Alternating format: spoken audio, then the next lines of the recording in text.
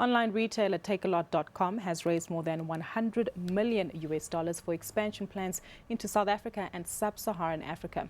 Reid, Chief Executive of TakeAlot.com, joins us now from our Cape Town studios for more.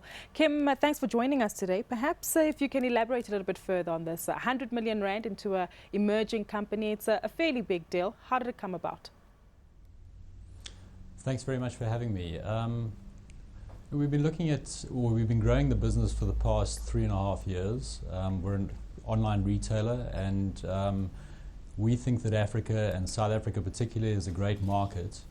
And our shareholders have put their money where their mouths are, and they've backed us to grow even faster than we're growing right now and to expand into the rest of Africa. Kim, $100 million, I mean, that's R1 billion. That's a serious investment. How did you get to know the guys from Tiger, the old Julian Robertson? I'm sure there is a relationship between them still. Yes, there is actually. In fact, I've met Julian before in New York. Tiger and I have had a relationship since my days at Naspers. I was with Naspers for many years. And when I decided to go on my own and do something on my own, Tiger approached me, and they said, let's do something in South Africa. And in October 2010, we reached a deal where we bought a small online retailer at that stage called Take2. And TakeAlot today is really the result of growing that business over the last 3.5 years with Tiger's backing. Why did you go that route? Why acquire something that was, as you say, small and currently existing, rather than just starting from scratch? I think it's probably just my nature. I prefer taking something and growing it into something bigger. It had a little bit of momentum at that stage. It had a customer base. It had technology behind it. And we could actually take the current base and change things into what we wanted to. You know, going greenfields has a plethora of problems, and not only in just starting the customer base and getting that flywheel started. The greenfield approach is a difficult approach. And look, effectively, you know, when you look back at things, maybe greenfield would have been a good thing to do. You know, we face and have faced certain problems with what we've got today, but things are going well, and it seems to have been the right choice. Kim, looking at your team, you've got no shortage of talent. Some of them are from Naspers, like yourself, Amazon, as well as Google as well. Yes, we'll actually put a press release out next week announcing Willem van Biljon, who's coming on board, which gives us great technical credence in the market. You know, Willem's a fantastic guy, a highly intelligent guy. He's started some great businesses in his time, and he's decided to join us, which I think is a nod of approval in our direction. The rest of the guys on the team are all fantastic people in their own right, have had experience also from the Amazon side.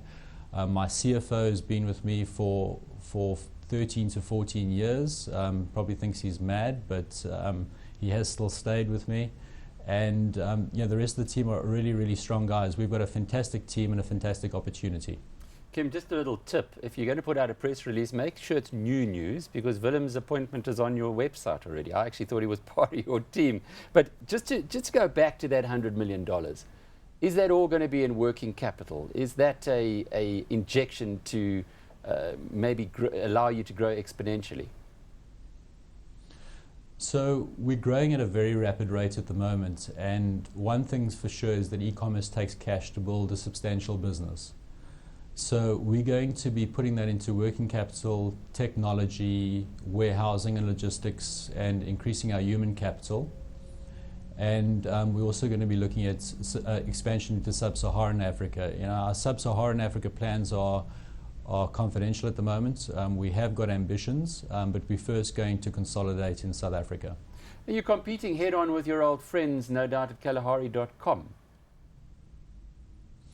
Yes, we are, and we believe that within the near future we'll be larger than they are. Kim, looking at other expansions that you have, India, China and Brazil, surely there must be lessons that South Africa can learn from those kind of economies, which has picked up to e-commerce quite strongly. So we're very fortunate in having Tiger as a shareholder, because we get to learn lessons from the likes of Flipkart in India, Netshoes in Brazil and JD.com for that matter in China. The reason we started this business is because there is tremendous opportunity in e-commerce. Our thesis is that the only way we won't succeed is if we don't execute correctly. The market's there. The world is growing at a prodigious rate in the e-commerce space. And if South Africa and Africa is the only country and continent that doesn't do that, well, I'm prepared to take that bet.